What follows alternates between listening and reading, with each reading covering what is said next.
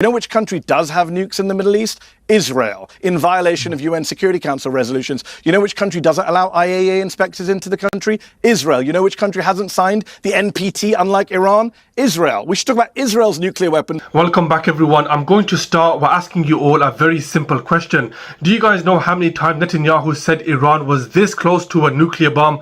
Well, the answer is at least 7 times over the course of 31 years. In most, if not all those press conferences, this clown said Iran was weeks away. That was 25 years ago. Discussing that today, we have Mehdi Hasan and Piers.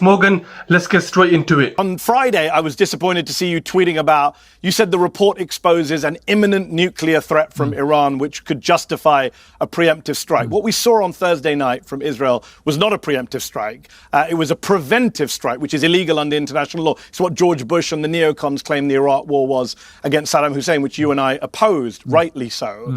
And that IAEA report does not expose an imminent nuclear threat. It says what you just said it says. It says that they haven't been cooperating very well. It says their level of cooperation has been, quote, less than satisfactory. It says some of their technical answers about their program have lacked credibility. It says they've impeded some of the inspectors. It says that they were working on some kind of military program pre-2003, which is what US intelligence has also said. Those are all bad things, Piers. You and I can both agree those are bad things, and Iran should not be doing those things. And the IAEA board voted to say they're in breach of their obligations. But that's not an imminent nuclear threat. The report does not say Iran poses an imminent nuclear threat. Your tweet was wrong on Friday. I think it's as I just said. Nuclear, when it says 60% enrichment of uranium, it's the next stage that somebody who wants to create a nuclear bomb, right? So imminent, look, what do I mean by imminent? As I said in the panel, it can be weeks, months, a year, whatever, but they've reached a stage of enrichment. No, it can't, Piers. But they have the capability to take it to another stage and create a bomb. Israel has been wanting to destroy Iran for over 30 years. That's a fact. We're talking about unthorough investigations and uncooperation by Iran. Let's not forget that it was Trump who ripped up the JCPOA agreement, which gives Iran millions of dollars of sanction relief in return for thorough international investigations in their nuclear program. That agreement was ripped up by the US, and now everyone's crying that Iran isn't cooperating. Let me just play this clip of Netanyahu 12 years ago explaining this imminent threat by Iran. And Iran has to go through 3 stages. Where's Iran? Iran's completed the first stage. Now they're well into the second stage. And by next spring, at most, by next summer, at current enrichment rates, they will have finished the medium enrichment and move on to the final stage. From there, it's only a few months, possibly a few weeks, before they get enough enriched uranium for the first bomb.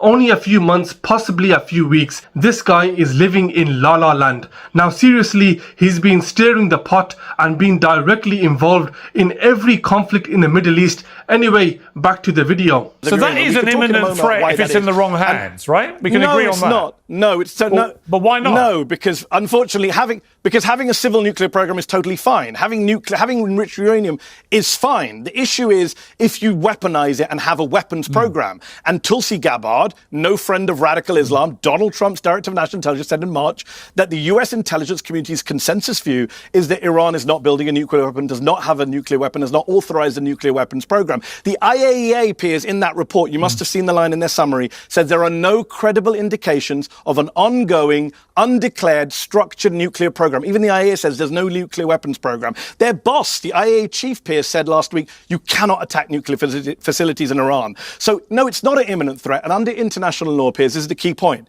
If a weapon is a year away, you cannot say we're under imminent threat. That does not give you a right to self-defense. Otherwise, everyone in the world would go around just bombing people. You and I oppose Russia's invasion of Ukraine. We agree on that, right? Putin claimed that Ukraine would one day attack Russia with NATO support. That's why I'm doing it. That was a bullshit argument. You and I rejected Putin's bullshit argument in Ukraine. You and I have rejected the Israeli bullshit argument now in Gaza. You don't believe what they're saying about Gaza. I don't know why you're believing them on this. when you were rightly calling out the bullshit from the UK and the US in 2003 over Iraq. Saddam Hussein was not an imminent threat, and Iran was not an imminent threat, and Israel attacked them illegally last week while there were nuclear negotiations going on, Piers. This doesn't make any sense, guys. I'll tell you why. Because here you have Piers defending Israel's right to defend itself against a possible attack by Iran they've envisioned over 30 years ago. Yet Piers himself, on a debate with Norman Finkelstein, said the following. But we know exactly how many nuclear weapons the United States has, Russia has, China has, the UK has. Why is it the world has no idea how many Israel has? And why is it when I asked Netanyahu directly that question, he refused to answer? So here we have Piers confirming two things, that Israel has nuclear weapons, but the world has no idea how many. Who is the bigger threat here? Iran, who was involved with communications and agreements with the US, or Israel, a country who's committing a genocide, who has nuclear weapons, but will not declare any information to any other country? As I say, if you're worried about highly enriched uranium, blame Trump, right? He tore up the nuclear deal in 2018, Piers. In 2018, Iran was enriching uranium at what percentage? 3.67%. And the IAEA said, yeah, we verify it. We have no complaints. We verify that Iran is in accordance with this deal. And Trump tore it up. And today, 60% highly enriched uranium, 400 kilograms. That's on Donald Trump. We had the JCPOA. But aren't you just there? He tore it up. Aren't you just, if you don't mind me saying, aren't you just explaining very articulately why Israel has got so twitchy about this? Gone from 3% to 60%, as you said. That's not a small... But who did that, right? But hold on, that's a self-fulfilling prophecy. You can blame who you like, but the way you described that sounded to me like you were presenting a fast-moving imminent threat. No. Okay, it's a good question. Let me answer it. No, what I was presenting was that there was a deal that worked. Trump and the Israelis tore up the deal that worked. Now Iran is definitely, you and I have already agreed, that they have potential to be closer to a bomb today than they were in 2018. So the solution is not then to go to war and increase the chances of Iran rushing for a bomb. The solution is to go back into a deal. Ukraine gave up nukes, got invaded.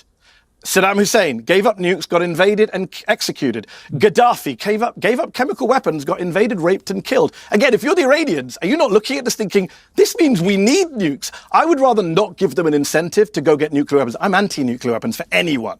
So I don't want Iran to have nukes. But the best way for Iran not to have nukes is not to attack them. That makes countries want to have nukes more. It's just rational to go, oh, the countries who have nukes like North Korea, they don't get invaded. So why give them an incentive to get more nukes? Why not actually have a weapons of mass destruction free region? You know which country does have nukes in the Middle East? Israel, in violation of UN Security Council resolutions. You know which country doesn't allow IAEA inspectors into the country? Israel. You know which country hasn't signed the NPT, unlike Iran? Israel. We should talk about Israel's nuclear weapons, which actually incentivize others in the regions, not just Israel, Turkey, Saudi Arabia, to think about nuclear weapons of their own. I'd rather not have more nukes in the Middle East with anyone.